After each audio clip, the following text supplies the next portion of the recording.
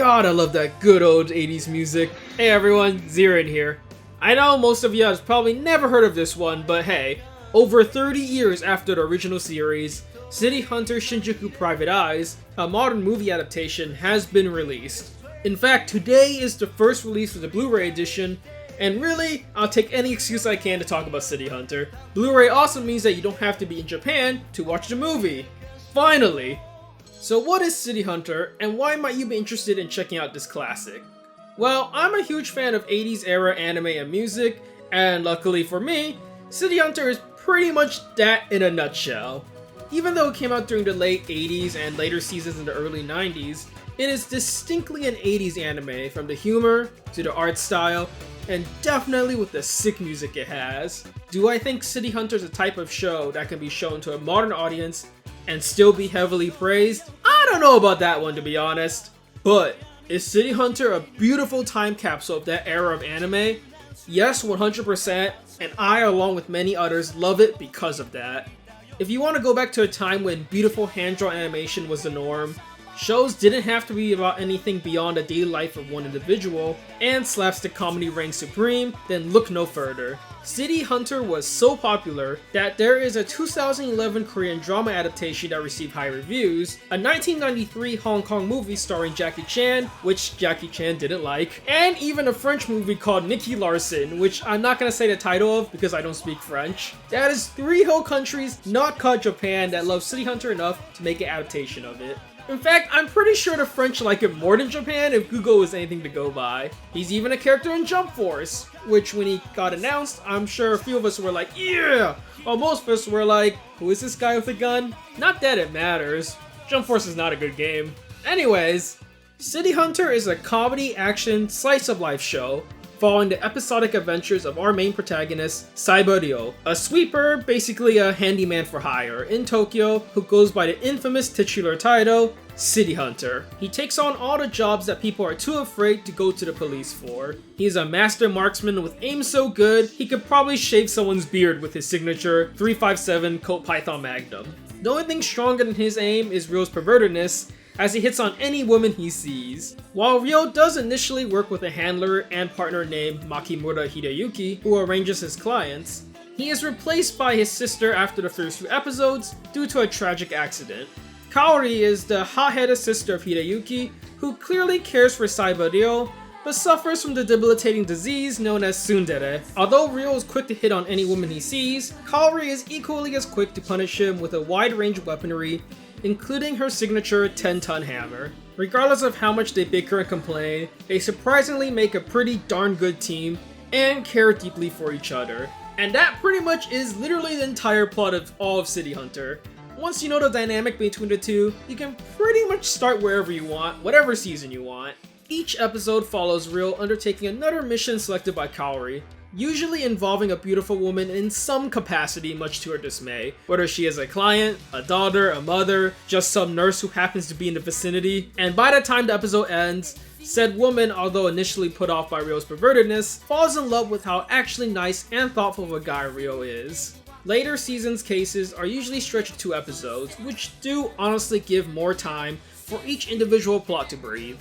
Yes, it's formulaic, but there is definitely a sense of beauty in the simplicity of the story. It's just nice to kick back and watch a few episodes without having to invest too much thought into it. Regardless of whichever season I felt like seeing, I can just pop any episode in, watch Ryo fall into some crazy situation, watch everyone sigh in exasperation and does something horrendously stupid, then end with some absolutely cool and ridiculous gunplay. There aren't any convoluted superpowers, factions, conspiracies, power creeping, or characters to keep up with. Well, okay, I mean there are other persistent characters, but the show went on for 4 separate series or 4 seasons, and throughout all of that, the show keeps it very, very simple. And I could name all the characters who reappear on one hand, and they're all equally as colorful and fun to watch. We got Nogami Sayako, a femme fatale police detective who usually drags Ryo into ridiculously hard cases, with the promise of sleeping with her at the end of it, which never happens. Next up is Umibozu,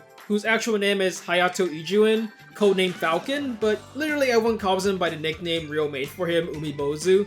Umebozu is another sweeper in the same line of work that Ryo does, but it's much the opposite in that he's quite straightforward, honorable, and very shy towards women. A huge guy who wields ridiculous weaponry like bazookas, grenades. Finally, there's Miki, an orphan trained by Umebozu, who later in the series managed to achieve her wish of marrying him, and that's it! I guess there's Reiko, Saiko's sister, but she doesn't really show up very often. Everyone else just kinda comes and goes as the episodes happen. Even the girls who become completely enamored with Ryo by the end of the episode just completely vanish by the next one as if they were never there. And there's just something inherently funny about that to me. Animation is hand-drawn beautiful as it gets. The first season's already pretty good, although the colors and line work might be a little too solid for some people. It's hard for me to explain because I'm not that great at art, but you can see it for yourself. The second season is where City Hunter truly shines, which is not something every show can say about itself. Right, One Punch Man? The second season's art is downright gorgeous and what the series is really known for. It's just a lot brighter in general, making all the characters pop a lot more and feel much more alive. There's just so much more care given to every individual frame, so much more detail drawn in. Even characters aside from the main duo, like the new clients that show up, are all drawn so well, even though they're only gonna appear for like a single episode or two. Music and sound work is where City Hunter truly shines though, because it is filled to the brim with 80s hits that are all absolutely amazing ODs, from the openings to the endings, and throughout the episodes themselves. At this point, I'll be the first to admit that City Hunter isn't a show that's necessarily for everybody. I can watch the first opening, Ayo Kianaide, by Kahoru, and just have an absolutely fabulous time. You might see it and go, what the Technicolor disco lights? The second season's second opening, Seda, is legitimately one of my favorite songs for the past several years. I showed it to a friend of mine recently and he told me that he just couldn't stop cringing while listening to it. All the songs are hella cheesy, yeah, but so is the whole show really. And City Hunter just owns it. It never pretends to be anything that it isn't. It embraces the fact that Ryo is a dumb pervert with a godlike aim, that he can start an episode playing around in a cabaret club, then end it by disarming a bomb through shooting a wire. It always cuts in the ending song a few seconds before the actual ending, so Ryo can spout a cool one-liner, or the episode can end on a funny note. It's never afraid to just blast an 80s jam while a cool action set piece is happening.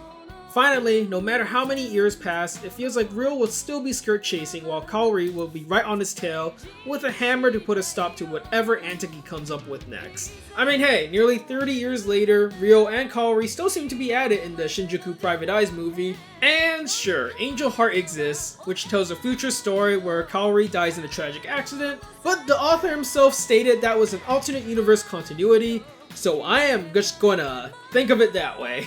I could say many more words to try and convince you of City Hunter's appeal, but I think there really is no faster way than just watching an episode and giving it a shot. There's a reason why it's considered to be a classic among many fans of the show, why Season 1 has nearly an 8.0 on my anime list, and why Season 2 is rated even above that. And that's because it's a dang good classic. Unlike many other shows, I don't have to say like, oh, watch till episode 50. That's when it gets good. You can just pick up any random episode and just give it a go. Although, I will say, Season 2 is a little better than the rest of them, but I will be perfectly happy just watching any episode of Season 1 again even. It would be a great excuse to listen to the banger that is Get Wild by TM Network. Maybe you'll fall in love with the 80s vibe of it, and the feels-good feeling of the show. Maybe you'll find out that it really isn't for you, which is perfectly fine as well.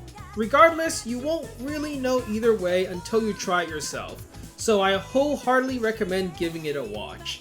And it will only take you like 45 minutes at best to get through 2 episodes, which is enough to figure out whether you like it or not. And if you enjoyed watching me fanboy about one of my favorite shows, well, I'm glad you had a good time. This one was really for me, and I made it knowing most of my regular viewers might not be as interested. But if even one more person checks out City Hunter, then mission accomplished. This is probably a far cry from what I normally do, but hey, if you like Japanese media, I tend to cover that sort of thing ranging from like JRPGs, visual novels, maybe light novels in the future, and whatever else I want to do. So if that sounds up your alley, feel free to click the subscribe and notification buttons. Sticking around? Well, cool. Here's my Twitter and other videos I've done. See you in the near future.